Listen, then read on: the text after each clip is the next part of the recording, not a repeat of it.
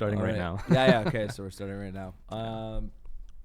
Okay. Couple of things. Thanks for coming by. Couple of things to talk about in the news. We're gonna go off the cuff today, but do you want to wing it today, or do you want to have structure? I say we just wing it. Structure is good. Structure is good, dude. YouTube Shorts has been getting I'm actually quite impressed. Have you seen the TikTok? How shit the Terrible.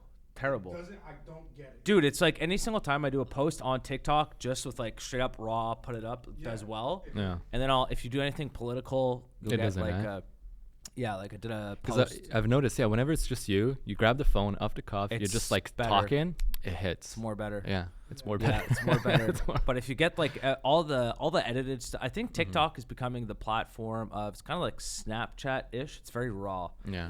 And But have you thought about posting the pod on Snapchat as well? can you post on Yeah, Snapchat? Of course. I didn't know that. Yeah. I don't know if you have to like subscribe or do something with Snapchat, but if you go on, I don't use Snap because I'm not a Zoomer, but Yeah, I I don't mean, either. but apparently it's like, Oh yeah. yeah. Because for us, for Snapchat, it's like I don't know. It's not really our demographic. No. Kind of all the people, like, we're going after the boomers. Well, for this, it's actually just because I enjoy doing it. I know you enjoy doing it as well. It's good for content. I'm telling you, I still think that we should one day, 5, 6, 7 o'clock at night, crank a bunch of brews open and just really go off the cuff. Just see what gives. And see, and before we'll watch it before we release Yeah, for sure. I'm not saying it has to air. If it's like too much and we're going to jail, we're not airing that shit. You know what I mean? Like, no way. But Do you ever see the clip of the guys that are? It's like you start your own podcast after the first episode, and then it cuts to they're being walked outside. Yeah, they're being walked out in cuffs and stuff. Yeah, I've seen that, man. that's good. But no, we can go like point by point. Anyways, there's a bunch of things that happened this week. We'll start off. So I thought there was going to be a lot more action. We're going to talk a lot about Canada. It's actually almost exclusively we'll talk about Canada today because there's been a lot of news politically going on. I was under the impression, obviously, so what happened with Justin Trudeau, Chrystia Freeland resigned, Sean Fraser, the housing minister, resigned. Chrystia Freeland, for those that don't know, that is the finance minister. She resigned. I was under the impression that we would potentially have a conservative government before Trump was going to be inaugurated. Because of the fact that I thought Singh would say, okay, you know what, I can't associate myself with the Liberal Party anymore. Let's have a non-confidence vote. And he didn't. So I'm very interested. We'll talk about that after.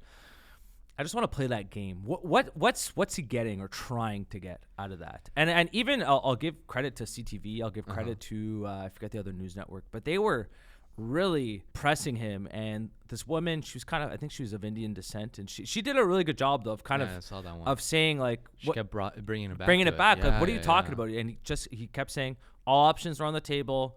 We're gonna have an election in 2025. That's all he would say. And she kept saying we can have an election right now. You're saying Justin Trudeau needs to resign, and yet you don't want to have a non-confidence vote.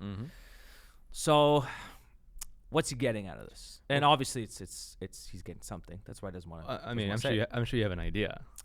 I don't. You don't? I don't know. It's not even enlighten me. Yeah, well, it's not a secret. Well, first of all, I like to say. Oh, the pension. Sorry. yeah. Well, this is very important. It was not a resignation. Okay, it was a vibesignation. Right? Let's call it for what it is. So yeah, to complement the vibe session. So, why is Jagmeet not supporting the non-confidence? What's in February? He gets his full pension. Simple as that. Do you think it's actually okay? Here's my logic. He's already worth several millions. Several millions. So for $54,000 a year, that's his pension. Yeah. Do you think it's going to be a game changer? 100%. You think? 100%. For a few reasons, and that's a very good point, because a lot of people are saying, nah, that's not why he's doing it. I think it's twofold. One is pension. It's a personally driven desire. Two, his team probably is not ready yet. You know, the wind is in the sail of the Conservative. The NDP is not polling good. Their war coffers are not filled. They need to raise more money, so they're not ready for an election. But it's also personal, for sure. Or else, why would he say, I'm ready as of February? Because he said it. He's like, you know what? I'm willing to support a non-confidence motion. Sometimes in the spring. Yeah. He wants his pension. And it's not just him, by the way. It's a bunch of other MPs in his party. Yeah. Now, you're right. It's only call it $60,000 or $70,000 a year, actually. Yeah. You know, because if you're worth a couple million you dollars, are for sure. But at the same time, you don't become rich by saying no to free money. Yeah. I mean, imagine if you had the ability for the rest of your life to have all of your basic bills, your basic needs met, all the rest of his money and his investments, it's all play money now. Come on. Is it? You take it. Are they taxed on the 54? I have no idea. I have no idea. It would not surprise me if they're not, but I'm not going to speculate. I have no idea. That'd But be interesting to regardless, know. I do think that mostly on the personal vendetta side or personal agenda side, yeah, it's for his pension. I wouldn't say no to it. I mean, these guys are self-serving beyond measure. I mean, have you had the chance to meet some politicians? No big politicians. I've No met big some politicians, but never like a big, mostly provincial politicians. Yeah. I've never met a big federal politician. No. Well, regardless, small or big, they're all the same. You meet them, and they're nice, they're charismatic, but you can so tell. It's like egocentric. Just Everything is snake in the ego. grass. Oh, fuck yeah. From when our office in Ottawa, so I'd be in Ottawa pretty often, and then whenever I would go, like, kind of hang around, eat dinner, go speak to people in the bars and stuff like that, and I kept hearing one recurring theme: they're all booze bags. They're all booze bags. Yeah, like they're politicians. Of course. Yeah, No, again, they're self-serving, Yeah. self-interested, right? And it's all about me at all times. So whenever you hear so platitudes, discouraging. it is. But whenever you look at platitudes in the House, question period, and it's like, we're doing this for Canadians. It's fucking bullshit. It's theater. These Yeah. guys are self-serving from A to Z. Yeah. So why isn't Jagmeet right now? Even though, again, he's saying, on one hand, he's saying, I don't support the current prime minister, and on the Yeah. other hand, he's saying, well, I'm not going to necessarily support a non-confidence Which is vote. him indirectly saying that for the moment he still supports the prime minister because it's in his 100%. best interest. I mean, look, he tore up the supply and confidence agreement there, Tore tore it up, right? He Yeah, tore I it kept up, saying and then the next day he pretty much supports again the confidence of the prime minister. So look, I don't think we will have. He's right. We will have an In election in 2025, 2025, yeah, it's but not it's gonna be till not going to be November. anytime soon. And anyways, I have some contacts, some friends in Ottawa, and everyone is pretty much unanimous to say Trudeau will not be leading the Liberal Party for the next election. So he will resign. He's not going to resign right now. Post-holiday, there's a good chance he's going to resign. Like, there's a pretty high chance he will. That was something else too. Like so everything that took place the other day. So it came out blasted onto the news. Chrystia Freeland resigned. Sean Fraser had already resigned, and then there's all the speculation and the media is going crazy. See, like there's a lot of coverage, a lot of action going on. Yeah. This Tuesday, I think it was, and Justin Trudeau later that night went to, it's like a Liberal fundraiser. He was talking like nothing had happened. Like, this guy is delusional. He is Like, I delusional. honestly, I don't even think it's an act. I honestly think in his head he's fighting the fight. Like, I think he's that delusional. Like, this is like we're watching a narcissist at play. And I think he truly believes that he is doing something. He's going to go down in the history books as someone who fought climate change. We'll get to that later. Who fought climate change, who's fighting the fight. He was fighting for feminism. He's fighting for women's rights. And he's going to bring Canada to the promised land. I honestly think in his head, he believes that. I think he does as well. He's got an illusion of grandeur Yeah. beyond measure. This Yeah. guy's ego is insane as well. Yeah, but You know? it's like the I'm not that good at history, but like the history books. When you have like a really good Roman Emperor? emperor, yeah, Like consul for or life. whatever. Yeah, I just keep thinking about Gladiator. And then whenever, but often when the son takes over, it's very rare that they're as charismatic, as competent, and they are almost always delusional. Most of them are, yeah. I Yeah. think there's only like one Roman emperor that was like better than his father, and it was Marcus Aurelius, who eventually led, the Stoic philosophy, if you wish. Interesting. But for the most part, yeah. I mean, it's the same reason why. I mean, there's a good book that I love. It's The Millionaire Next Door. And, it's a little bit on a tangent, but it studies, or it was the biggest study of America's wealth ever conducted. And one thing they've realized that over 82% of millionaires in the U.S., and that was published in like the 80s or 90s. So you can double the figures. So 1 million today, or back then would have been 2 million today. And thanks to inflation, thank you. Yeah. But they said over 82% of millionaires are first generation, right? And one thing that they've realized is almost unanimous or universal is that by generation 2 or 3, the family's wealth is decimated. Yeah, that's something I've heard as well. It's like it's almost always where there was one guy who was saying this. He was rich. He's like, you know what? By the third generation, all his money's probably going to be gone anyway. So I'm not leaving my kids any money. And the reason why, and again, it's psychology, but first, the skill set required to become a millionaire from nothing is it's hard. Look, listen, Yeah. you got to hustle, you got to take risks, and you got to work like a motherfucker. Yep. But then what's the first thing you want to do for your kids? I want them to have a better life than spoil me. them. Oh yeah, you want them to have a better life Yeah. than me. Stay Yeah. in school, study Yeah. certain professions, get a degree. Well, all those degrees, one, very costly, and two, take a lot of time. Yeah. That eats at your earning potential. If you're in Yes. school till you're 25, 30, sometimes medicine, 33, 34, Yeah. that's prime earning years, Yeah. right? That you're eating down. Yep. Number two, again, if you're staying in school, you're not building the grit and the toughness required to build millions. You just need to be tough, period. It's not like, I'm not saying you can't be nice, but I'm saying you got to be tough and resilient, man. Yeah. It's a freaking war out there. And as much as university students like to think that they have a hard life, they don't. They don't. They fucking They, don't. they really don't. They fucking I man. wish I could go back to being in university. Like it's. Me too. I ended up getting. I wasn't a good student, but I got my degree. But I remember just going back to like the most stress I ever had was basically just during midterms and final exams, Yeah. which I would cram because I wouldn't listen throughout the whole entire semester. So It worked out, man. yeah, Look at yeah, yeah. that. It worked So I out. always ended up going to a SOS tutoring and you pay like $500 to get the crash course, and it'd be like I haven't listened to 1 second of this curriculum for the whole entire semester, so You know I'm what? gonna listen now. Well, if anything, I think it probably taught you more than anything else. It taught you, you know what, how to problem solve, and Yeah. how to make it work. Yeah, yeah, So it turns exactly. out it was a good experience Yeah. for you. Yeah. But no, so overall, yeah, if you look at Trudeau right now, to bring it back to him, he was brought up obviously in a very political family, a Yeah. wealthy family at that. Yeah. And he has all the signs and all the symptoms as well of what we'd call a trust fund kid. Yeah. He's never had to fight for anything. He's never had to work for anything. Everything was given to him. you Yeah. know, pre-chewed basically in his mouth.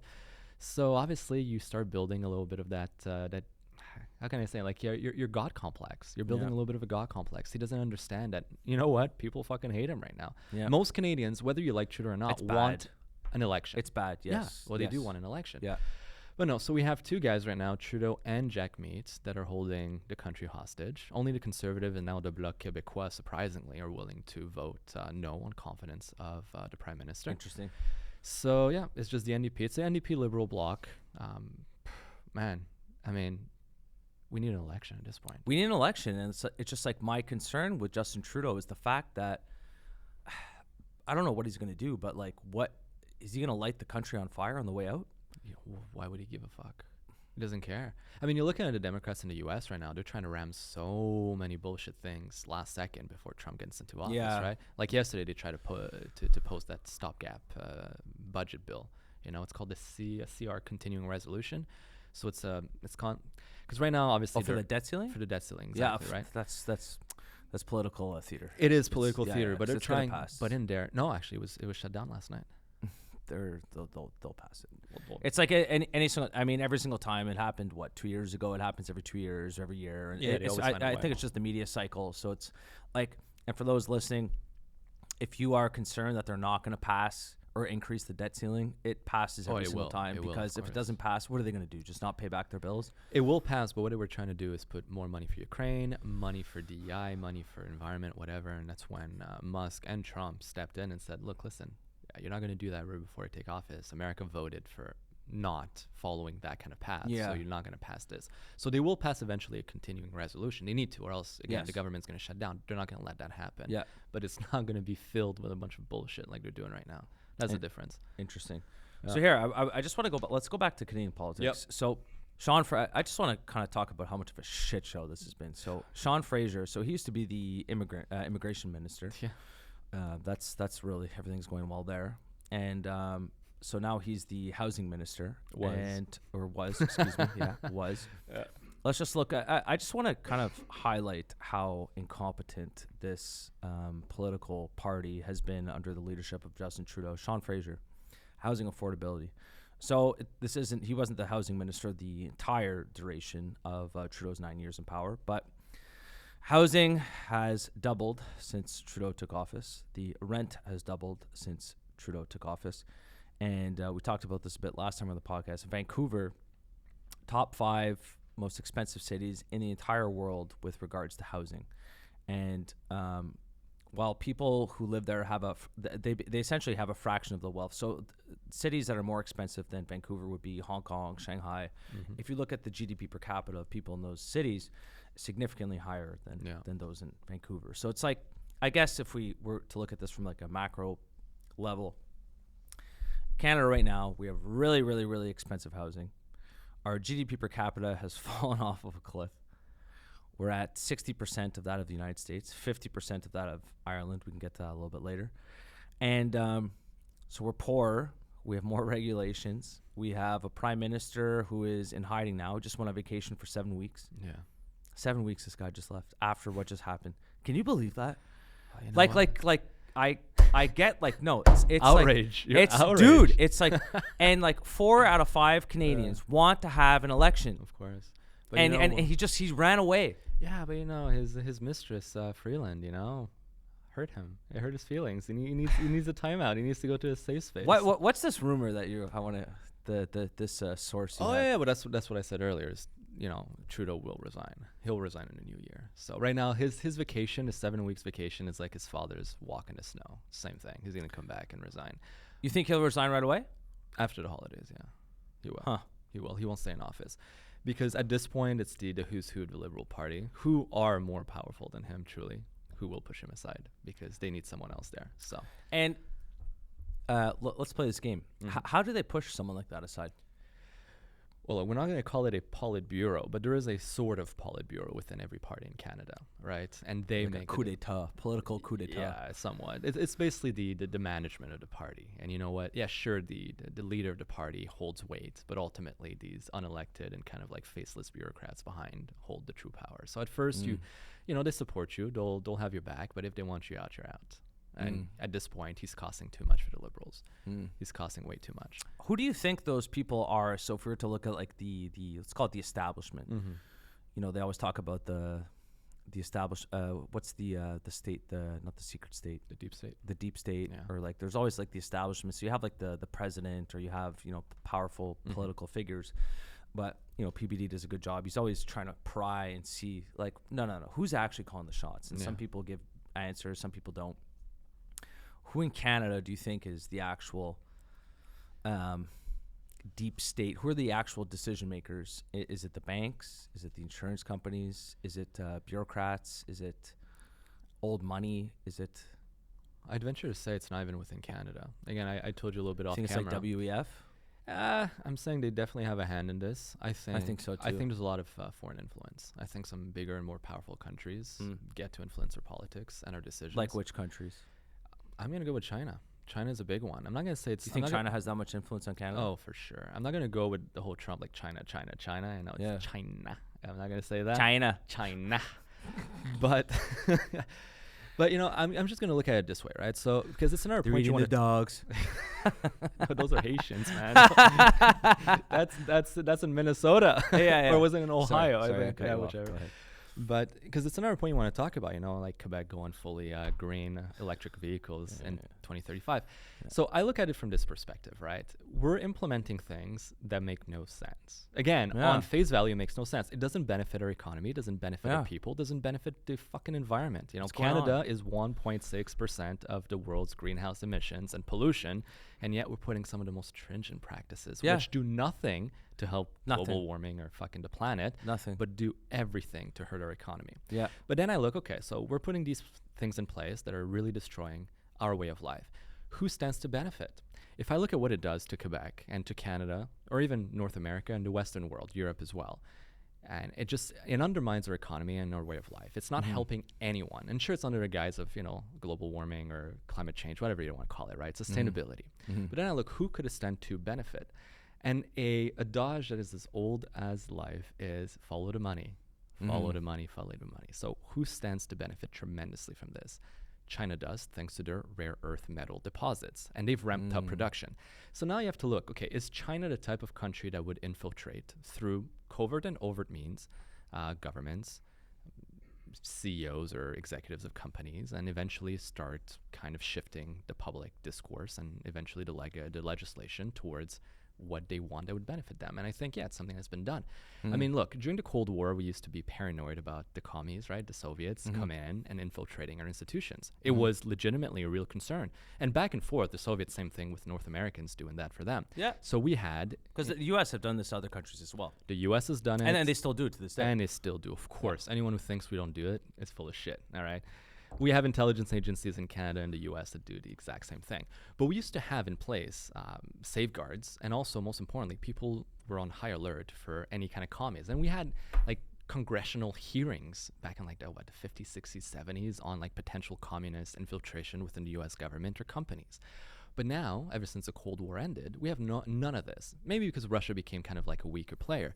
But who rose from the ashes of, the Soviet Union? Well, China became a world superpower, really, militarily, economically. The production is through the roof for a lot of things. Is it far-fetched, and I can't guarantee this, but is it far-fetched to think that they may have, through a long, arduous process, co-opted or infiltrated certain instances of our daily life and pushed a narrative that would benefit economically their country? I think it's doable. I mean, espionage is a real thing. So again, when you look at cars, like saying Quebec is going to outlaw the sale of gasoline or, fossil fuel cars by 2035.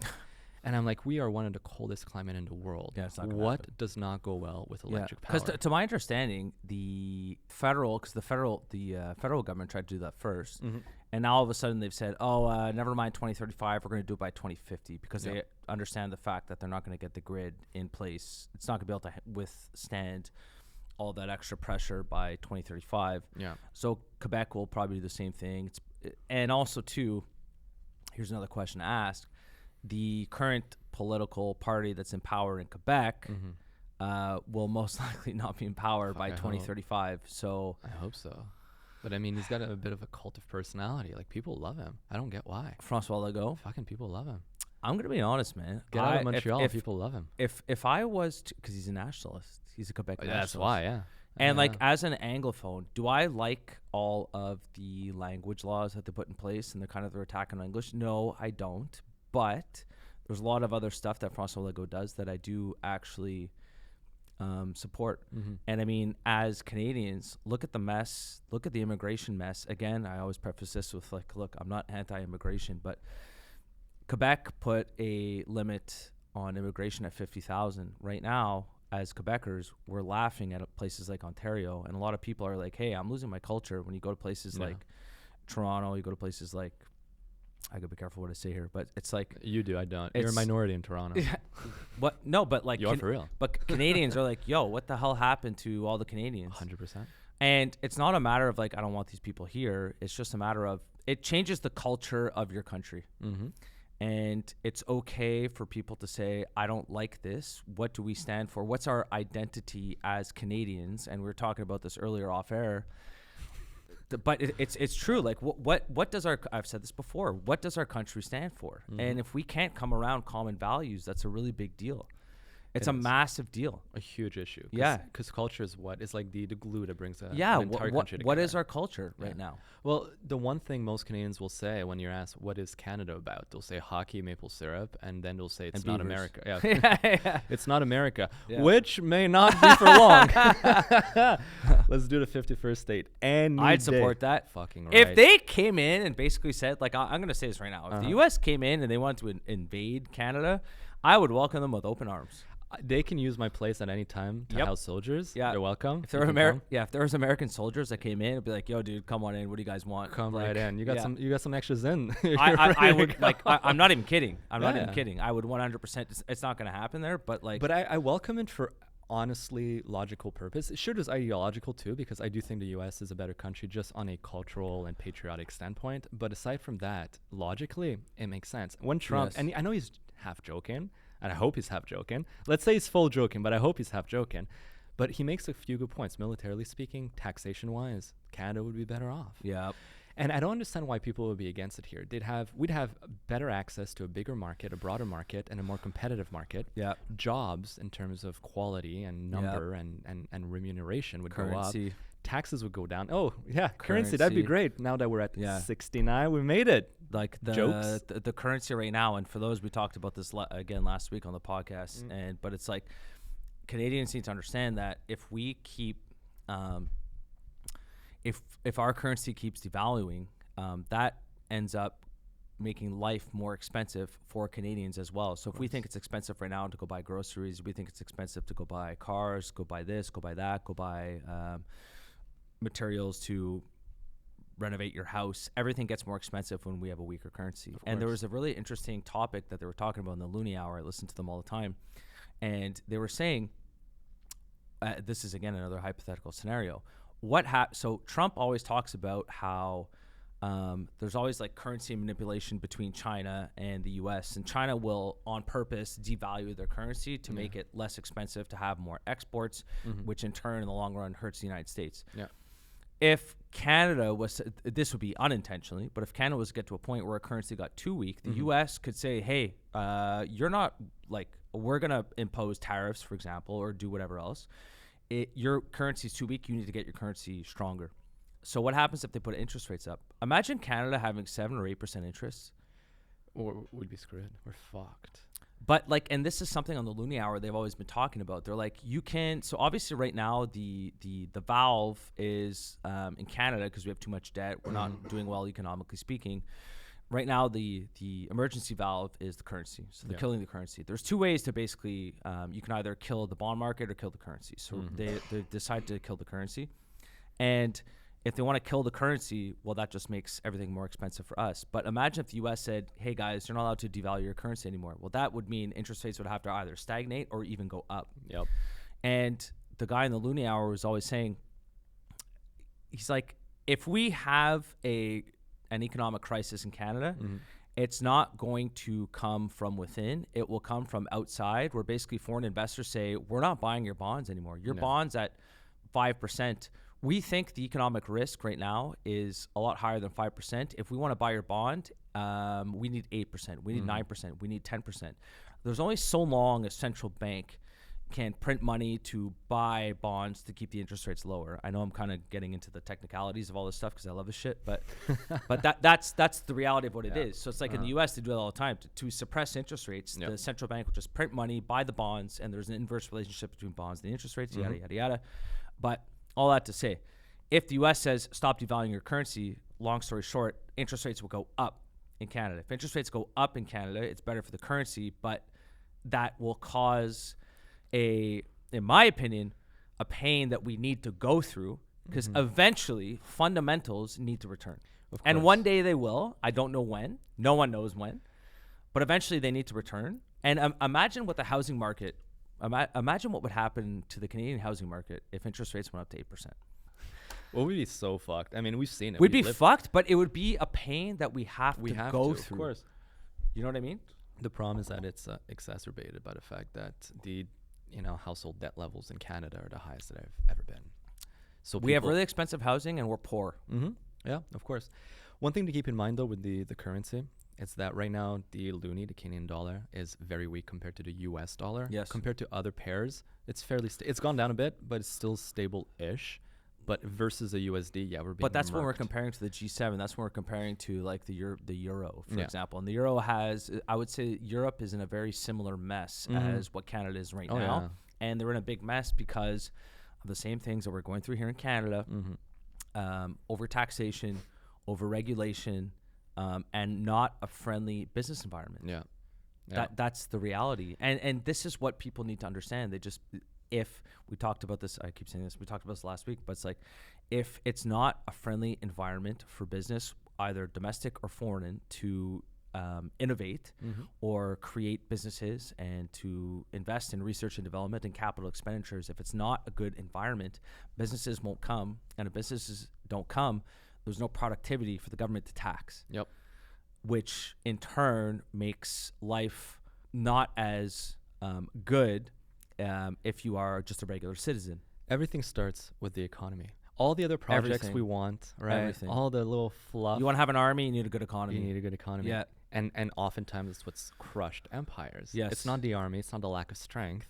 It's the economy economy at home. It's the economy, stupid. Always, right? Yeah. It's always the economy. Canada and Europe as well, and it's true. Europe is in the same boat, right? I was looking at the size of the stock markets of various, European stock market compared to the American ones. It's insane. The size of companies, insane. I mean, right now the world's economy is propped up by America. Yeah. America, and to be quite honest, like 4 American companies right now, but still, America is leading the world. Even China. I used to think China was going to take over the U.S. I used to be like, I don't want to say one of those shills, but like, China is going to beat the U.S. I take it back. China's having just as many issues as the rest of the world, especially their population too is dwindling. Their one-child policy is backfiring. It's a huge issue. Yeah.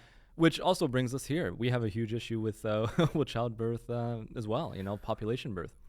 Yeah, and population growth, but I think it's twofold. The reason why there's why we don't have any organic population growth, it's people aren't having babies, and it goes back to what? It's too expensive to have kids. The economy. Yeah. So everything is about. I think it's a little bit culture too. Well, yes and no, because I mean, 100 years ago, when the economy was down to shit, people had a bunch of babies. Now you're gonna say like, yeah, most developed nations over time, the birth rate plummets as people, take a bigger part in the economic output. But I think it's more as nations mature economically, eventually, they get into a negative birth rate. Well, yeah, and they also get into those debt crises. It becomes this like self-fulfilling thing of they always need more and more and more and more and more. Right now, the U.S. actually, their birth rate's still fine. Mind you, it's being propped up by the Latino birth. Yeah. But with Latino population, their birth rate is 2.2, which is the number it should be. So a nation needs to have a birth rate or fertility rate of 2.2 per woman. That's the one that you need to have a sustainable population growth. The U.S. is at 2.2. I think Canada we're at 1.5. Anything under 1.8, and a nation is in decline. Anything under 1.6, there's never been a nation in the history of the world that has recovered. Canada at 1.5, we're fucked. Period. There's no if or but. Interesting. Yeah. Did you know this too? Reading history books that every single great nation would have a negative birth rate too, including the Romans, all the way back to the Roman times. Yeah. And the same thing happened there, where they times got good. Women. And men too. So it's the two people to have a birth, to have a kid. It takes two to tango.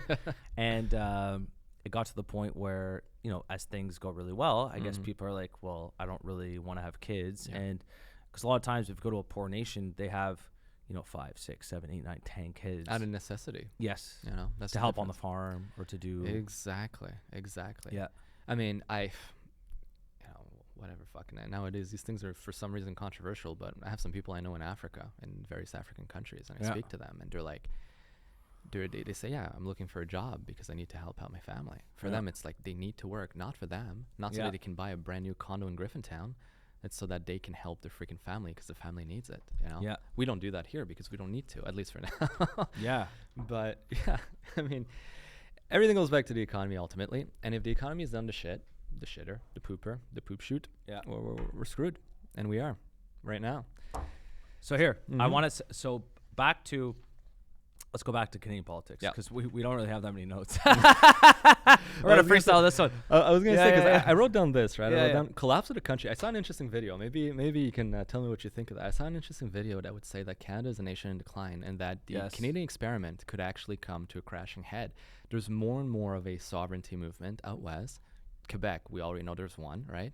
And if things continue to go that awry in Canada, eventually people feel so disenfranchised and so honestly desperate that they're willing to do things, including tearing up the country. So do you think that's something that could ever happen in Canada? Do you think the country could break apart? Yes. I absolutely think that the country could break apart. So Quebec, I think they have a less strong case, again, back to economics. I understand the argument for les péquistes. So it's, for those that don't know, the separatist movement back in the day when Quebec used to be an economic powerhouse, and they were the ones giving transfer payments to the poorer provinces across Canada. I used to date a francophone, and the old man, he had money, and he's not a separatist anymore, but I understood the logic back then. He's going, hey, we have a different culture. We are an economic powerhouse. We are giving the rest of the provinces in Canada money.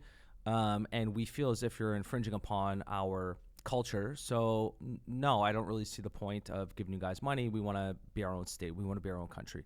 I understand their argument. Today it's a little bit different because Quebec can't get their house in order. So a lot of times, we are a net recipient of transfer payments today. Yeah.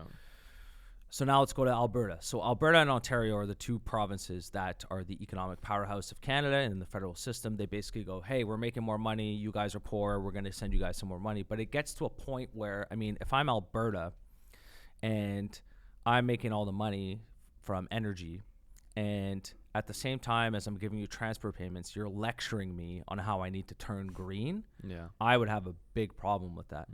And Daigneault Smith is doing an excellent job. I think Albertans are also quite tired with this, but it's so to answer your question, yeah, I absolutely think that there could be a sovereignty movement between within the provinces in Canada. I mean, I don't know. What do you think? I mean, if I'm Alberta, if you go speak to an Albertan today and the rest of the country is just shitting on you, and you guys like it's like, hey, I'm giving you money for you guys to stay afloat, but you're gonna shit on me.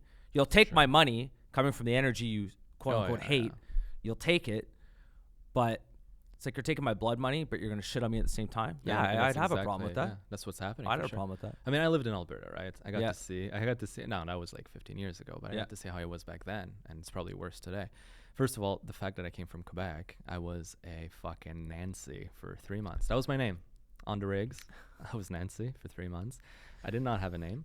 And it's funny because obviously I'm Francophone, you know, but I was there with a buddy of mine who's 100% Anglophone, does not speak a fucking lick of French. And he's still a fucking little French frog the whole time because guess what? He came from Quebec. They hate people from Quebec. Yeah. And rightfully so, again, because it's exactly what we do. We take their money, we shit on them. And on top of that, we want to separate. So like, what the fuck? You know, you can't have, you know, in French we say le beurre et l'argent du beurre. You know, you can't have your cake and eat it too.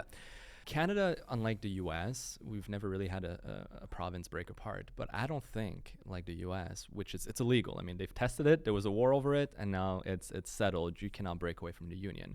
I don't think Canada's the same. I think as a federation, the provinces, I believe, have a legal loophole, or not loophole, but a legal right to secede. Now, don't quote me on that, but at least it's never been tested. So do I think it's possible? I think it's possible. Although I don't think Quebec would survive, or at least survive as well. I do think there's still a case that Quebec would do it. There's still a lot of people here that want that. You know, not as many as back in 95, for example, you know? And it's true that in 95 or even in 1980, there was a strong government in place. Now, I was not even born, but in the 80s, there was René Lévesque, there was Parizeau as Minister of Finance. Apparently, these guys, from what I hear, were actually, you know, maybe not everyone loved their ideas, but they were strong leaders. Yes. You know, they were men that were capable of leading a province to become a country. Yep. Nowadays, they're leaders. Who the fuck is going to do that? Legault, yeah, right. I mean, although I do have to say, he's got a hard on for Trump, and it's hilarious to see. I don't know if you've seen the post that he... no, but I saw the post with him and Elon. Oh, man, fuck. It's like a little kid in a candy shop, I'm telling you. It's adorable. I mean, at the end of the day, I mean, look, I'm a sucker for businessmen. Yeah. And because businessmen know how to... He ran... what was the airline he ran? Air Transat. Yeah, for a while. Yeah. He's not stupid. No, I don't think he's stupid. He's not a stupid guy. So I think he has to play, and, you know, we talked about, I keep saying this, we talked about this last week in Ministère de Transport. Yeah. I think he's in a situation where he knows there's a lot of stuff he can't do. His hands are tied politically that he's not allowed to do. But I think he's working as effectively as he possibly can, given the constraints, the political constraints that he has. Yeah. I think that's what he's doing. And... Well, that brings me to a good question, maybe, you know, and it ties with, you know, the resignation once again of Chrystia Freeland. Yeah. Do you think she resigned due to the fact that she was embarrassed with what's going on? She did not want to be part of the kerfuffle anymore. Do you think that she was pushed out? What do you think happened with her? I think that she wanted to save herself politically. Mm-hmm. And I think she said, this is a sinking ship. I'm not going to win this sinking ship. I think Justin Trudeau is completely delusional, and I need to get as far away, as fast away as possible from the sinking ship.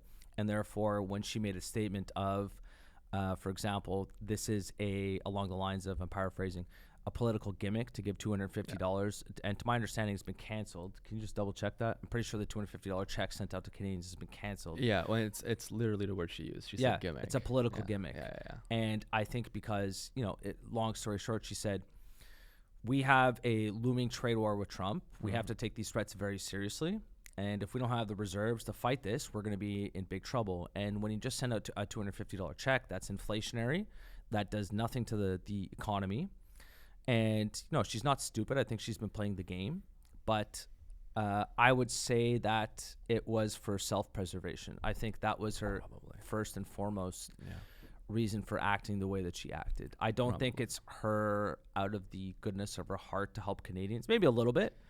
Again, just knowing politicians, I don't think they ever do anything to help Canadians. I think it's, again, always self-serving. I think it has to be a double whammy. It's kind of like the same thing as, sorry for interrupting, I'll just say this last part. It's like, if you read a history book, any single time, let's just take the Americans, they're the power of the world right now. Anytime they're going to go help, quote unquote, help another country, it's always to serve an interest that they also have. So it has to be a double whammy. So yes, you'll help out the country, but at the same time, does it serve us? And so I think it's kind of the same situation for her. She's like, yes, this is not good for the country to just send out $250, which is going to be inflationary.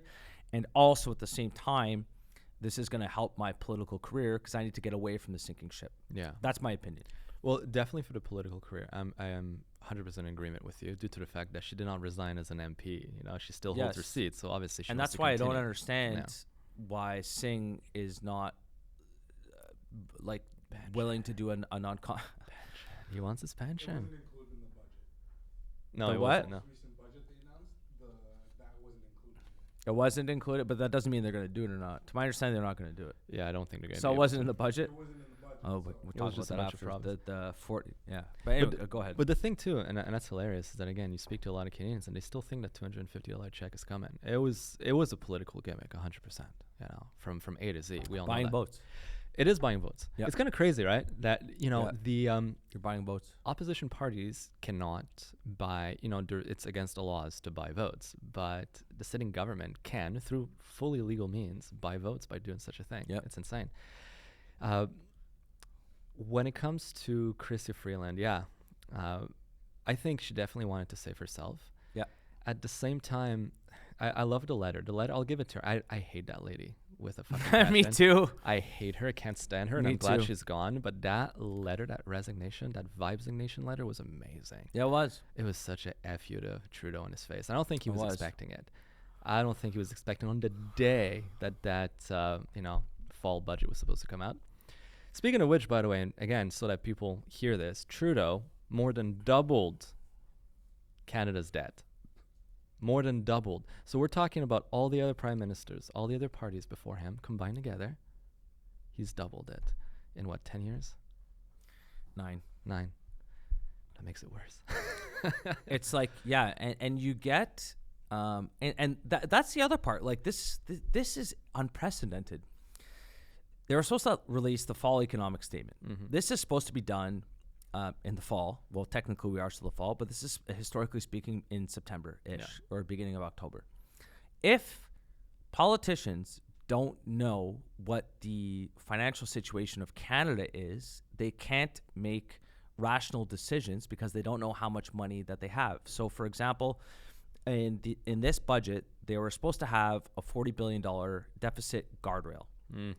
They ripped through that at $60 billion, and this was obviously the reason why $61.9 billion. This was obviously the reason why they didn't want to release the fall economic statement. Of course, that guardrail. And then on the day that they agreed to release it, on December 16th, the day they were supposed to release it, she resigned. Dude, this is unprecedented. It and is. And think about this. And then on top of that, Justin Trudeau is nowhere to be seen. He goes to a Liberal fundraiser, acts like everything's fine, and then a day or two later leaves on vacation for 7 weeks. Man. What the fuck is going on, bro? Well, first Dude, of all, like this is like we're in Canada. No, like seriously, people need to understand this. We're in fucking Canada, man. What the fuck is going on? This is insane. Like, if anyone thinks, like, if you guys want any NDP supporter out there or any Liberal supporters, and most Liberal supporters, like, fuck, I've been a Liberal supporter my whole life. Man, this guy's making it hard. And on top of that, too, people need to understand, too, the NDP are just as complicit in this. They are complicit in this fucking shit show because Jagmeet Singh could hold, if they had a non-confidence vote tomorrow, could stop propping up the Liberal government and could vote for a non-confidence. That would trigger an election immediately. So when you're speaking to people, they're like, oh, well, the Liberals are in power. No, Jagmeet Singh of the NDP is keeping Justin Trudeau in power. This is a fact. Yep. The Canada wants an election, and we're not going to get an election until November 2025. We want an election. We do not want the Liberals to be in power. And it's getting worse and worse and worse. And what the hell is going to happen over the next, 9 months? This is fucking insanity. And, I call people and I speak to them like, oh, man, you're getting your panties in a bunch. Dude, no. This is our Canadian dollar is at historic lows. We have a GDP growth per capita is, in the fucking gutters. We have a terrible investment environment right now in Canada. No businesses want to come here. Markets and businesses hate uncertainty. We have massive uncertainty right now. And what does this guy do? He gets off and leaves. It's insane. I'm telling you this. If one That's day, my rant. It's fucking insane. honestly, if one day you have to go in politics, this should be like front and center. The reason why you go in politics. It's insanity. What the fuck is going on? Like, people need to understand this. This is not okay. It is not okay. And again, the apathy we're seeing with people just continuing with their lives and not giving a fuck is honestly at this point making me want to freaking like, I don't even know what to do anymore. I'm going crazy. Everything you said is 100% factual. It's crazy. We have the Maserati Marxist propping up the fucking government right now. Okay. Yeah. And he's just there. Again, I think it's for his pension. I think he's a selfish piece of shit. And thank God, though. Thank God, it's nice to see the legacy media is also calling him out. Thank God. Like I wasn't sure. Like, we're pretty far gone with CBC and CTV. Yeah. Thank God, even them, they're calling him out. So that's nice to see, at least. But go ahead. I don't even know what to say after that. Again, you fucking stole the words from my Sorry. No, I keep it's stealing okay. the words out of your mouth. No, it's okay, man. That was fucking perfect. I'm telling you, that's another great clip right there. The guardrail was clearly built in Quebec, right? Because it fucking was weak as hell, and we just went right through it. All right. Yeah. No, something needs to give, and I think at this point, for real, we need people to just stand up and walk towards Ottawa. Yeah. I that's the one thing that we lack in Canada. We're soft. We're Yeah. soft. We're pudgy. Take COVID. Take COVID. We fucking loved it. Govern me harder, daddy, as always. Govern me harder. We're not going to do anything. But right now we're being robbed of our futures. Yes. We absolutely are. And I mean, I woke up this morning and I was thinking of just 10 years ago before Trudeau went into office. And I'll tell you, I did not vote for him. I fucking hated this guy. I tend to vote conservative for a myriad of reasons, right? And I remember when he was elected, I believe it was in 2015, right? 15, yeah. I look back and I said, fuck, it's going to be rough times ahead. And I remember posting on Facebook back in the day. I was so political. I was like, you guys, don't have no idea how bad it's going to get. However bad I thought it was going to get, it's way worse. It's way worse. It's worse. And the level of apathy we start building, because you get used to it. Humans, the reason we conquered the world, all right, and we became apex predators, because we acclimate to every condition. Every environment, we acclimate, we adapt. So we got used to it. Like, even me sometimes, I'm just so apathetic. I'm like, well, this is the new normal. Fuck, I go to the grocery and it's $150 for a couple bags of potatoes and a steak, And I think, oh, this is just normal. I gas up my car. Oh, there goes $120. No, it's not normal, because 9 years ago, it was not like that. And when I hear people again saying, yeah, but it's like that in the whole world. No, it's fucking not. No. And I do travel the world. I see it. It's not. We are way worse. Way worse. Yeah. And then again, and this pushes me further, and one of the reasons I personally fucking despise this country and most of its people, and I don't care what it does to say this, but then we have the president of the US who claims, Canada is going to become the 51st state. And mind you, even though he's joking, people are freaking out and saying it would be destruction of the world. We'd lose our way of life. And I'm here saying, like, what way of life? Yeah, what would you lose? For real, how would your life change for the worse? And they talk about healthcare. And then go back to last week's freaking little story about healthcare, but how worse can it get? I mean, I saw the news, this guy, I think he was like 29 years old. He died in a hospital of a brain aneurysm or something because he was just waiting in the waiting room and he died. You pity fucking do, right? It's just one guy. Nah, that's not normal in a developed society with the taxation that we have. No. So what will we lose in our way of life? For real, what will we lose if we were, let's say, integrated hypothetically to the US? We only stand to benefit. Yeah. Also, first thing I would do if that was to pass the very same day, packing my car down to Florida I go.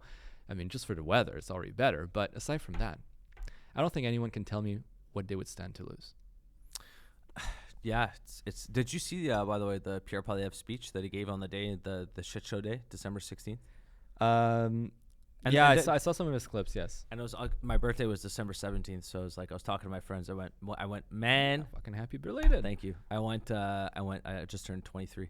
Yes, I believe you. I went, man, what a beautiful birthday present it would be if Justin Trudeau resigned on my birthday. On that day. All my buddies were teasing me. They're like, I hope you get your birthday present. That would have been amazing. I would want. Oh my God, I'd never forget that. I saw this AI video going around yesterday, and it was Trudeau resigning, right? And the first couple sentences made sense. I was like, no fucking way it happened. And then after it's like, I want to thank you guys for, and then he started naming all the shit that he did and how bad of our country is. I'm like, it's freaking satire, obviously. Yeah. But, so if you, let's say he resigns, right? Yeah. Like, comes back from the holiday from a 7-week little jerk fest, and he comes back and he's just like, fine, you know what? I'm out of here. Do you think that's good or bad ultimately? Because I think the only thing we can do right now is have an election and change the government. Yeah. If we bring another liberal person at the head of the party, it gives, for better or for worse, the chance to the liberals to turn things around in public opinions. And the way the country is kind of gerrymandered, the liberals have it easier in elections than conservatives do, you know? So is that a risk we want? Or do we want full... Well, I think it's like a risk, but at the same time, it's I like this. You're asking me questions. I never get asked questions, so it's like it's good. It's good. He's a good podcast host. Sometimes maybe you could be the host next time. I'll never be able to compare to you, man. Okay, well, so there's a difference though. So there's either there's two scenarios. Justin Trudeau could resign and could be replaced with a new leader. That does not necessarily mean that won't trigger an election. No. So basically, we could still have a new leader in, say, by the time he gets back by vacation, by March, have a new leader, but we'll still have an election as planned in November or October 2025. Whenever it is. Or we take the non-confidence vote route. So if what was the question again with regards to having a new leader? Like, wouldn't that be risky? Because I think the only thing I can save Canada, or at least not save us, but put us back on an okay track, is a new government. But who are they going to take? So like I was just reading, like, because before our podcast I was preparing, and the media is saying, so Mark Carney, carbon tax Mark Carney, I think that's what Pierre Poilievre calls him, and so he's not into it. There's been some rumblings around that there's like a pharma guy that wants to be the leader of the Liberals. I forget his name, but he's makes a lot of money. So I don't know if I'm the Liberal government right now, I'm talking purely politics, not what the best thing for my country is. So in the Machiavellian sense of things, I would let the storm settle, let Trudeau leave on his vacation, come back, put a gun to his head and say, buddy, I'm not asking you, I'm telling you now, you're going to have to step down. We're going to have person XYZ take over the party, and then hopefully recover some of the seats by October. Now, again, I don't know the inner workings of politics, like what is, like, for example, with Joe Biden, I heard that he was a stubborn son of a bitch, and they had to basically, Nancy Pelosi, this is the rumor on X, she essentially had to threaten him and say, if you don't resign, we're going to pull out the 25th Amendment. I think that's the amendment where, like, the president's not fit to either. Right. You're too old to do this. We can do this easy way or the hard way. If you don't agree with us, we're going to pull this out. And us, the Democrats, not the Republicans. So I don't know if I'm answering your question, but it's kind of like, I think politically, to save the party, it would look better to have Trudeau resign, get a new leader, have an election in October. Yeah, politically. But that's my worry, because you're right. For the Liberals, it's better. I think that's what's going to happen. It probably will. Because and in the meantime too, also, if I'm again speaking politically, I am going to cut a deal with Jagmeet. Say, don't vote non-confidence. I will give you whatever, X or Y, whatever he wants. That's what I would do politically. Again, not what's best for the country. We're talking politics. Yeah. What would you do? Well, that's exactly what's going to happen. You're spot on. And that's my concern. My concern is exactly that. I rather at this point, because again, the country's so fucked. Who cares if Trudeau stays in power? Really, I mean, it will only keep getting worse. So at this point, I'd rather he continues to be a complete buffoon and a clown, and he continues to push people away from the Liberal Party, so that at least the Conservative have as big of a majority as they can get. If they push Trudeau out, they bring a new leader in place. That gives him, 10 months, 9 months, 8 months to turn things around, enough to perhaps contest the election. Maybe. And that's my problem, because I don't think this country can survive another fucking 5 years of liberal politics, especially not with a Trump in office, because then it's just going to be antagonistic, and Daddy Trump is going to pull out all the stops to keep. But at least, so again, I'll just go off inside information. And one of my buddies, won't name names or anything, but one of my buddies had dinner with this gentleman, and he's like, yeah, he's going to make a run for the Liberal Party, and. Again, all speculation. If I would be way more comfortable having a businessman as the leader of the Liberal Party. Any businessman who's like really made it in business understands global economics, and they understand what's going on with Trump's tariffs. So yes, I would still rather have Pierre Poilievre. I don't think that would be, though. I'll say this: I don't think even having a new leader, a refreshed leader, I don't think that would be enough to swing an election. Maybe I'm wrong. Maybe Pierre Poilievre does something stupid between now and November. That would suck. Imagine we get another like liberal minority government next. Oh God. You know, and I do have a concern regarding Nightmares. that. Yeah, and the big issue is because, you know, Poilievre wanted to make a run for the leadership way before he did. And this is why I say, like, you know, even though I do like the character, at least the way he seems to be, he's still a politician, and that's my concern. Yeah. Right? And he's a career politician. He's a career politician. Yeah. And the thing is, Poilievre did not become the leader sooner. He wanted to. He had the aspirations for it. However, apparently there's dirt on him, right? Just some skeletons in a closet. And On Pierre? On Pierre. Yeah, on Pierre. Sorry, Pierre. On Pierre. And he was told in no uncertain terms that if he made a run for the leadership position, that dirt would come out. So for at least an entire year, and again, I have some friends in the Conservative Party, fairly high up, and that's how I know these things, including the CCP agent there, the Chew guy. Fuck, I'm gonna get shot now for saying that. Like literally, like if I freaking get, So say his name, if I get Clintoned, you know. So Poilievre did not run for leadership up until a moment when he actually announced it, and I was really surprised to see it. So again, my question is, It was so obvious that he had to, though. Like, he was clearly the best speaker. He was. What are you going to have? Andrew Scheer fucking run? Like, even I find Andrew Scheer a dweeb. Fuck, I mean, that guy's boring as hell. He's a dweeb. He absolutely is, right? Not a bad guy. He's a fucking dweeb. But the thing is this, then it makes me wonder, did he cut a deal? With who? And for what? Or if he didn't cut a deal, was the dirt, was the skeletons in the closets being held for an election? And my worry is that, okay, an election is declared, is launched, is whatever, and eventually some massive surprise comes out on him. Now, I again, I'm not going to say what because I don't want to undermine his chances, but it's fairly common, typical political stuff that is apparently the dirt on him.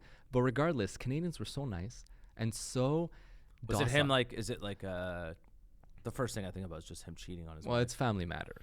It's always family matter, Yeah. right? It's always family stuff. But again, mean- it's not a big deal to a guy like you and I because we understand his bullshit. But in the end, Canadians, we love what? We love good, docile little people that have never done anything wrong in their lives. People don't realize that, guess what? Life is messy. Shit happens. Yeah. Did right? he grab her by the pussy? It was not like P. Diddy. Okay, let's just put it that way. Remember that when it came out, Trump? Yeah, you man. gotta grab her by the pussy. Fuck. Man, I died. But you know what the worst part is? I was having this discussion with a girl once, right? And she's like, how can you support a man who says that? And I told her flat out, I'm like, I've said way worse. Yeah, I've said way the fuck worse. She's like, well, where, how? I'm like, girl, played hockey for like fucking 15 years. I'm sorry to say, man, but like you put a bunch of guys together, especially with a couple of drinks, and guess what, man? Shit comes out. And by the way, I've also hung out. I remember this one time, like I was 19 years old, right? I was dating this girl. This fucking hot girl in the West Island too. But I'm not going to say her name though because, you know, nowadays she's not hot anymore. I don't want you guys to see her downfall. But, you know, at the time, she had a bunch of hot friends as well. And I was invited to go out clubbing. Moomba, you know? Remember Moomba? Those Yeah, days? peace, love. Oh, and Moomba. So I was invited to go out with them. And, you know, I showed up at the house that they gave me, you know, the address for the pre-drinks. And turns out I was the only guy there. It was just like fucking like 7 bombshell and just me by myself. Nice. So we hop in a minivan driving to Moomba. And I got to witness what 7 broads, 7 girls, 7 drunk girls talk about. And I realized, fuck, man, we can't. We're not worse than them. You know, there's no effing way. So everyone does it. So I don't really give a fuck if a guy said grab her by the pussy. Who cares? Yeah. Who cares? That doesn't disqualify a guy from being a world leader. Yeah. Period. We're going to talk a little bit about energy today. So one of my buddies, I don't know if he wants to be associated with me. He's not even my buddy. I've never met him, but I listen to him all the time. Steve Serretski, The Looney Hour. I talk about The Looney Hour a lot. 2 podcasts I listen to all the time, religiously. All In podcast, which is more of an international, actually I'd say American macroeconomic podcast. Looney Hour do an excellent job. And so Steve Serretski, he's a guy from Vancouver, if I'm not mistaken. And so here's the tweet. BC's, British Columbia, largest export is coal, as China's consumption surges. Coal usage just hit record highs, and it's going to continue growing because logarithmically the energy usage in the world is going up. I don't want to get into that. For whatever you want to call it, it's going up. So coal exports have never been higher in British Columbia. Meanwhile, Vancouver bureaucrats telling you it's illegal to heat your home with a gas furnace because they're saving the environment. Like, this is the type of stuff, to your point that you mentioned earlier. What the hell is going on? Why do we accept it?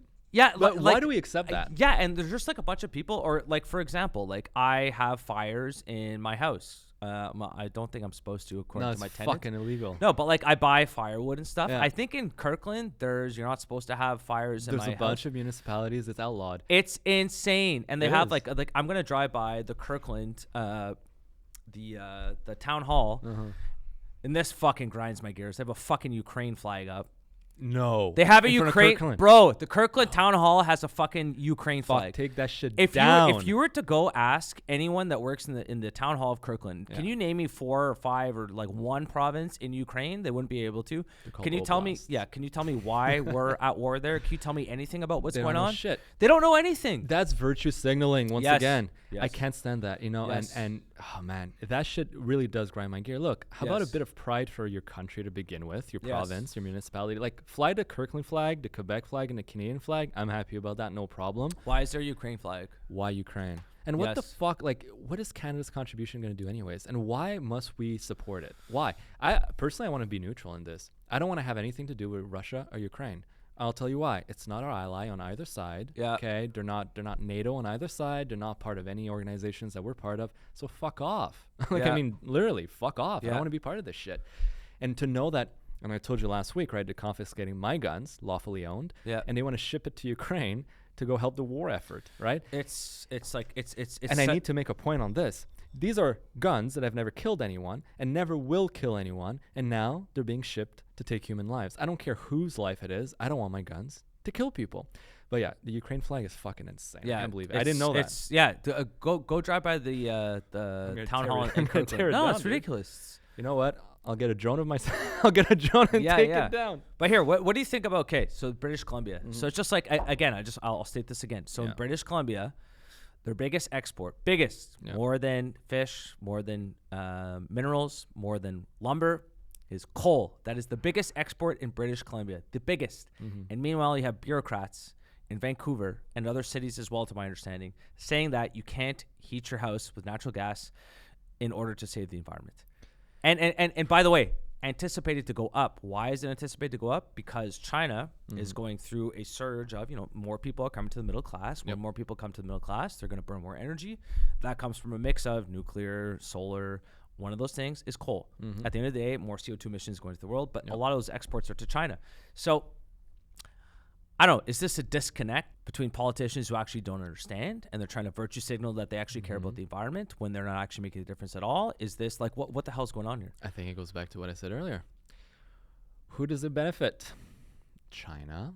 And who's losing? We do. Look, the global economy is a competition between countries, period. Yeah. Right? I want to double down on this. So let's get into this. Sure. So you really think that China, whether directly or indirectly, has already influenced Canada politically that much? Yeah. 100%. Let's get into this. Yeah, 100%. I'm interested by your theory because I've actually never heard this theory, but I want to hear more about your logic. Well, I think so. Again, I put myself in the shoes of any entity that wants to increase their power, right? You're going to increase it locally, domestically, but you're also going to do it through unconventional means abroad, because the world does not work in a silo, right? We are in a global economy. Countries interact with one another. So why wouldn't you want to get another country to do your bidding at the expense of its own people? It's not going to be done overnight either, by the way. If you change things too quickly, people revolt, right? But if you push the Overton window and you slowly let people Inch by inch, until they don't even realize after a couple of years, holy shit, how we get here? Well, look, I told you this morning I woke up and I'm just like, oh fuck, life has really gone worse in Canada over the last 10 years. But sometimes I catch myself just making excuses for it. Oh, it's just normal, whatever. And I realize it's not normal. It shouldn't be okay. So yes, you do get used to it. We acclimate. That is, again, a benefit of human nature, but also it could be our downfall if we don't recognize it. I absolutely do believe that countries try to get the upper hand on one another through covert and overt means. And I do think right now that Canada, because okay, let's look at it this way, right? The greatest thing about democracy is also its biggest threat and downfall, because through absolutely legal means, you can co-opt a country. Again, what's to stop a nation with a long enough time horizon to send people here and to slowly but surely run for office, get elected, especially in Canada where you don't need to be a natural born citizen to run for office, like in the US, right? And slowly, again, infiltrate and co-opt instances of governments and start passing laws and legislations that don't necessarily benefit your home country or the country that's is hosting you now, or that you're representing technically, but instead the country that you have allegiance for.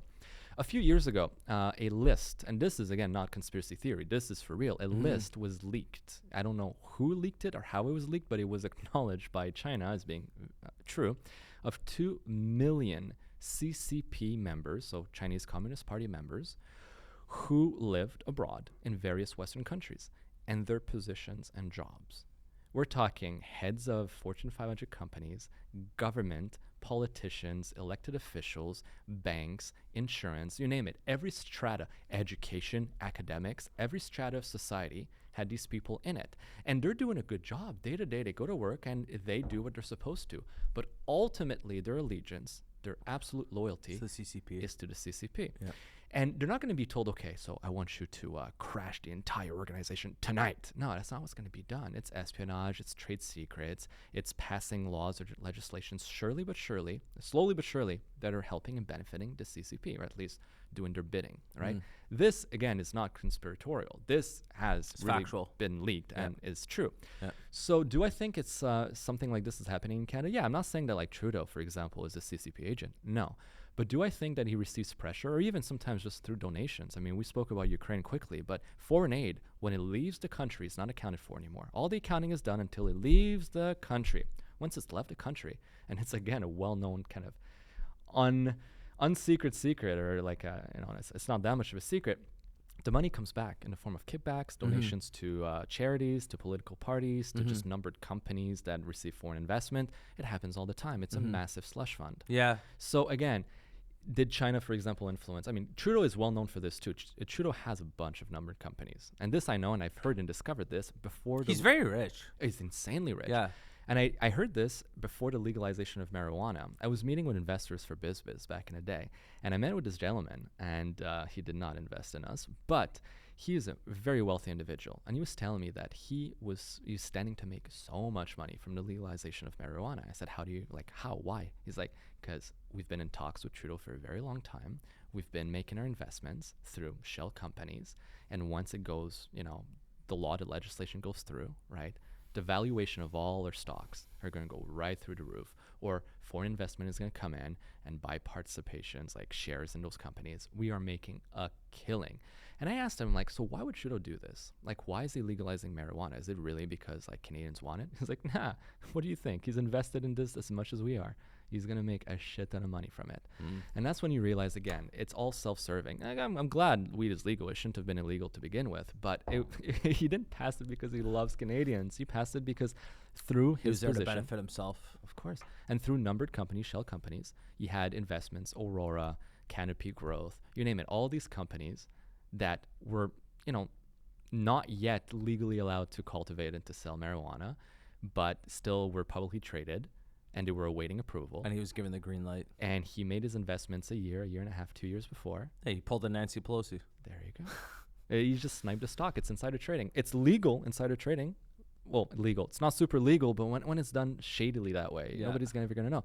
And again, nobody spoke about it in politics or in the media. Nobody even knows about it. And I heard about it through a guy who also made a shit ton of money doing the exact same thing he did. It's a well-kept secret, but not to the insiders. Anyways, that he made money from it. So Interesting. Yeah, it's just man, there's I was reading this interesting article the other day, and there was some guy, and he was talking about making money. And so they said, would you rather have a very interesting perspective. I've never read something like this. Speaking to a businessman, they said, would you rather have a conservative government in power or a liberal government in power? And the guy goes, oh, obviously liberal, because why? Coming from a businessman. Goes, because they tell you where they're going to invest and where they're going to get the money. that's a good And point. if you're there as a businessman and you have influence, just go there. You know you're going to get free government money. Yeah. And so to enrich yourself as a business person, or not even a business person, just as a political pundit or a consultant or whatever it is, they're telling you where they're going to invest. Yeah.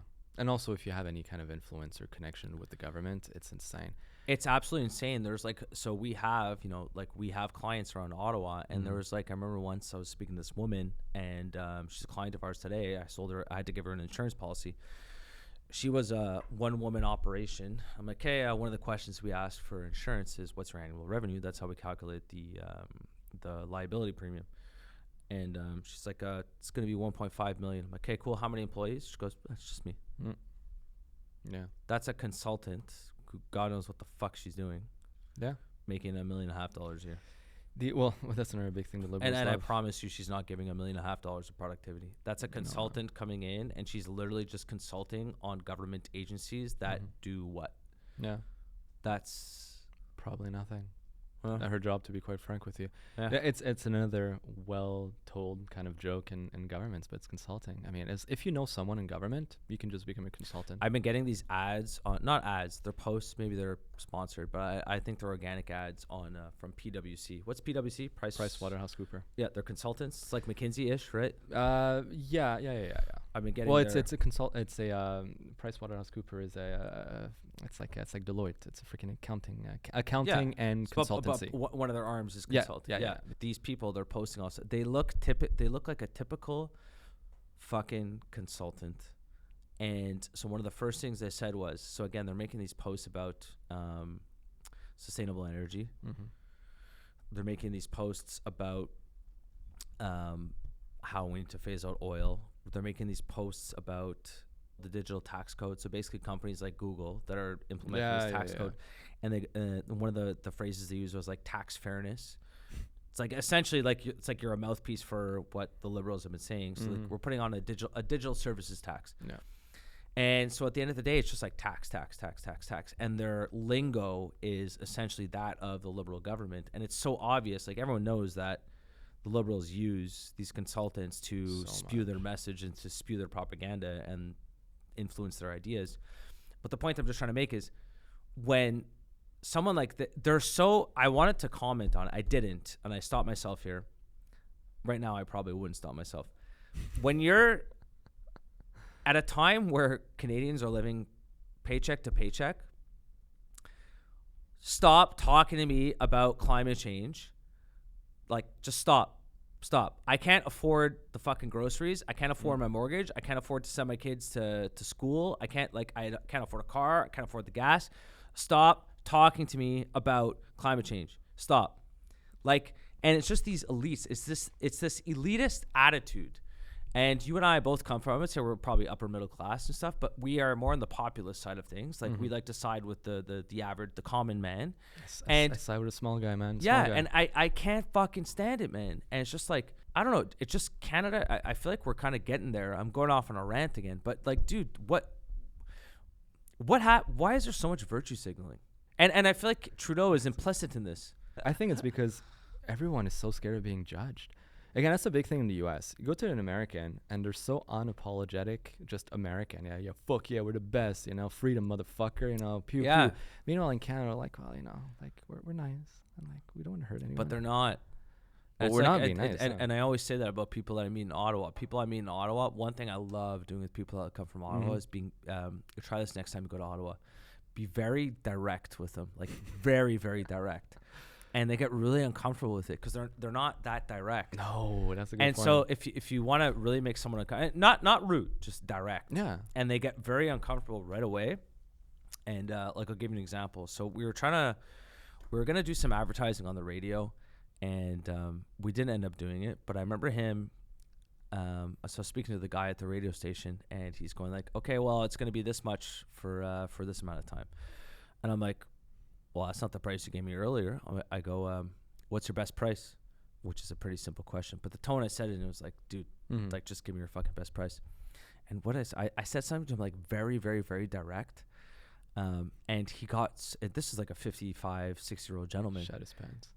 He was so uncomfortable. I could tell it was on a Zoom meeting. It wasn't face to face, but he just started going, and I was actually like enjoying it because I wasn't trying to be rude. I was just being like very direct to him, kind of like, okay, well, what's the price? What are we doing here? What's this included? Yep. And but he got really uncomfortable. We're not like that here. We're overly polite, and we like to dance around an issue. Do you think Quebecers are though too? I think less than like Ottawa. It depends what kind of Quebecer here, Are we talking about Poutine, cigarette, mais West here? I feel like they're pretty direct, those guys. No, they're not confrontational. Look, Oh man, I can't believe I'm about to say this. Okay, so when I bought the property in Valleyfield, all right, in Valleyfield, you know what I said The to my armpit of Quebec. the armpit. That's Saint Jerome. Valleyfield is definitely the ass crack. Oh fuck, you know. Me and my broker were talking about how ways to optimize the building, okay, to optimize the building, and he said, "Well, aren't you scared that it's gonna create some pushback?" And I said, "Pushback from what? Like, there's nothing more docile and like passive aggressive than like a Québécois. Like, he's gonna like, c'est pas gentil, and then he'll just like And fold just pay it. and pay. Yeah. There you go. So I don't necessarily think so. I mean, for fuck's sakes, for the longest time, you know, French people in Quebec were like the worker class in English, for real, were like managers. Yeah. And then we had a quiet revolution. Yeah. You know, it was not even a real revolution. It was a quiet one. Yeah. So no, I think people in Quebec are just as docile as the rest of Canada. And I think that's a big issue. I was talking to someone from France, a friend of mine, and I recommended they watch Bon Cop, Bad Cop, because they're trying to understand a little bit like how does it work in Quebec and Canada. I said, watch the fucking movie. You'll see the discrepancy between Quebec and Canadians, in this case, Ontarians. But the funny thing is, like, why are people from Canada so like quiet and well spoken, you know? And I'm like, yeah, that's us. We're so quiet, docile. We're scared to offend. We don't want to hurt anyone. We're not direct at all. And once you start dealing with Americans in business, they'll look at you and be like, okay, no, I think you're screwing me over with this. Like, what can you do? And you're like, fuck, I'm not screwing you over.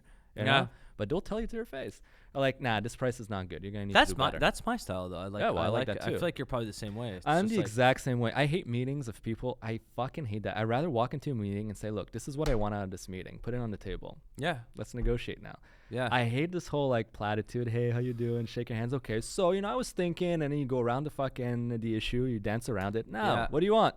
Like, I mean, you're in this meeting because you want something to begin with. Let's fucking be honest. Isn't there? There's nothing better than like walking into a meeting and then they start going with the small talk, and then but like let's say they're trying to sell you something. Yeah. And they start the small talk, and you're Fucking like, hate yeah, that, that's man. awesome, and they just cut right to the chase. I But a good salesperson would be like, okay, cool, we're cutting right to the chase. They definitely do. But at the same time, too, it's like, and for me, I remember especially in the early days of BizBiz, I had to make some cold calls, right? I fucking hated it. I mean, I did it, but I hated it. But my issue with cold calls is Sucks, exactly yeah. that, right? Sucks, I'm yeah. just like, hey, I'm calling for XYZ. This is what I want from you. Like, Yeah. straight to the point. Yeah. Sometimes they'd catch someone that were a little bit off guard because they're used to being schmoozed a little bit before. Yeah. You know what I mean? No, I don't like to waste time. So I like to go into the meeting right away and tell them, this is what I'm looking for. All right? Is that good for you? No? How can we make it good for you? And then you just find a way, you know? How is business going for you guys right now? At this very moment, again, like we just came out of like 3 lawsuits, so that was fucking fun. The last couple of years were rough, definitely. And I'm also at a point, and I'll say right now, I'm like so tired of doing what I'm doing, so I'm looking for something else at this point. Like, I want to step away from it. You gonna sell your business? Either sell or just walk away. I don't give a fuck anymore. Like, straight up. It's been 10 years I've been doing it. I enjoyed the whole building it from 0 to 1, but like at this point, I don't have any fun with it anymore. So, and I'm someone I need to have fun with what I'm doing. So What do you want to go do? No idea yet. No fucking clue. You know what would actually be real? Okay, I've honestly thought about this, and you have potential to do this. This is my thought process. Shem, shut up. I know we're over time right now, but it's just like, okay, if to go home. There's no Fox in Canada, or like it does not necessarily have to be Fox, but there's no like right wing perspective. Well, there's Rebel News.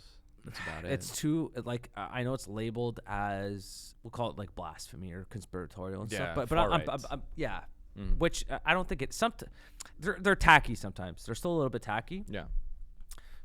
Hear me out. If you were to walk up to like a Daily Wire or like a PBD podcast, he's like, hey man, I'll take all the risk. Just give me X amount of resources in terms of cash. I want to go start a right wing, not alt-right, just like a right wing perspective. So through the lens of a conservative, I want to start a news network or a digital news network in Canada. I feel like that would definitely, I feel like it would fly. Because I've thought about this a lot, and there's like a really big market opportunity because CTV is left. It's all left. CBC left. CBC's left. What are the other networks? In Canada? Fuck, I don't even I mean, there's National Post, but that's like a written publication. Yeah, written. There's, outside of Rebel News, there's nothing on the right. And I feel like in Alberta, there's like some podcasters, like kind of, but if you were to form like a coalition of people to actually have like a right wing, it's like a Daily Wire, but digitally in Canada. That doesn't exist. It does not. I mean, again, the thing is, Rebel News, I think it's called Tenet News now, whatever. They tried. It's tough in Canada. It's a tough market. It's Again. very tough, but if you can kind of get around Mm-hmm. the legislation, because they're obviously in Canada, especially with the Liberal government, they're going to try and shut you down like in 2 seconds. Well, The I CRTC mean- is going to be up your fucking Oh, ass, yeah. but that's why you need money. For sure. But if you had money, and if they saw like a business case for like, okay, we can actually capture an audience here. Mm-hmm. I don't know. I feel like there's like a really good business opportunity. There's for an this. opportunity for sure. There's an opportunity. And I know you like to talk in front of the camera. You're very articulate. Thank You're you. very.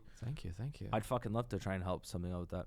Maybe that should be something. we Dude, do. I've thought about You this. thought about it, yeah? A lot. Yeah. Like I've actually sat down and thought about like, okay, like I don't see myself being an insurance guy forever. You know, that's the thing. You've been doing it for how long now? Same as you, 10 years. 10 years. I mean, look, I'm 33. I want to do something else. Like, I want to build something else. Yeah. And I got like, Go on a journey. yeah. And I was talking to a buddy of mine, and he's just like, he was telling me this. He's a wealth manager, and he's like, Elliot. He's about my age. He's like, I got about 2 more YOLOs in me. You know. So I was like, fuck, it's true. I'm 33. Now's the time. Like, I got time. I still got like youth and vigor, I guess, and like the guts and like the spunk, I guess, to do it. Like, I got another couple good YOLOs of like starting from nothing and trying to build something. So yeah, something we can talk about, man. Because and it's just like I always think about Canada a lot of times. I mean, there is not an abundance of capital in this country, No. and I don't know. I just feel like it'd be like We'd I'm have to sure go to like, Shapiro. but let's say for example, so let's say you leave your business, you know, you'll have a nice little exit, Yep. got some cash. Mm-hmm. If you were to walk up a guy like that, or even like a PBD, he'd have a fucking boner. If you walked up to him like, hey man, just sold my business, Yeah. I got some cash, I got skin in the game. Help finance me here. I'll put up most of the money. Yeah. I want to use your platform to help me in Canada. I bet you he'd fucking do it. That's I bet you if you had a big skin in the game Yeah. and you came to him, you're like, look at my content already. Mm-hmm. This is what I want to do. This is my vision. Yeah. We'd have to start producing a bit of content, just have like a portfolio of sorts. And then with that, yeah, perhaps. But you'd have to have some more political / kind of like editorial or opinion based. But that wouldn't Pieces be of that. content. You're a smart guy. You'd figure that out Oh pretty yeah, that's quick. not an issue. I'm just saying that would be like number one if I was to do it. But it's You'd it's, create that first and then go to him. And it's a small thing. And you say, look, this is the kind of stuff I talk about and want to talk about. I need money. I need money. And your platform. And More the importantly, I need platform. your platform. Like And if the you could just platform, yes. help, because there's a lot of Canadians that listen to the PBD podcast as well, or Daily Wire. Yeah. Help, just give me exposure Yeah. and give me some money. We'll give you some equity in the business. Of course. I thought about this a lot. Yeah. And especially now, if we do have a conservative government coming into power, I think it'd be a good time for the country for that. Bro, it's like I've really thought about this. So then let's honestly talk about it. That would be honestly my dream job. My dream That would job be pretty good, it eh? would, dude, to have again, I don't want to fucking alt-right shit, but like I want to have just like an alternative media source through the lens of a conservative rather than through the lens of a liberal. I feel like a lot of people our age see eye to eye with us, and to just be like, oh my god, wow, finally some news that makes sense, because Something everyone's that- just getting all their news on TikTok. It's all this fragmented little snippets of news. To actually have like an aggregated news source of real news in Canada, it doesn't exist. That's a good point. Are you ready to offend though? Because you're gonna offend people. I don't think you necessarily have to offend. I feel like there's like a way you could. But that's the thing. Now it sounds Canadian. You see, that's my concern, and this is our way of thinking. It's like, there's a way to go. Nah, man, look, it's gonna polarize because you got look at the crazy leftists. Look at like the crazy loonies. But we they're got crazy. here. No one listens to them anyways. I think that's Correct, but they're gonna try to fucking undermine you. As long as you're ready for that, I'm fucking okay with it. I think the shit I just said on camera, and I'm okay with it. If you were set 2 years ago, I'd be like, I'm concerned. I'm not. No one's Not concerned anymore, now. eh? No. Yeah, Everyone's like, all right, shut up. No one's listening Yeah. to it anymore anyways. Yeah, Everyone's but- tired of that. Yeah. Again, I just want to make it clear. Not like a.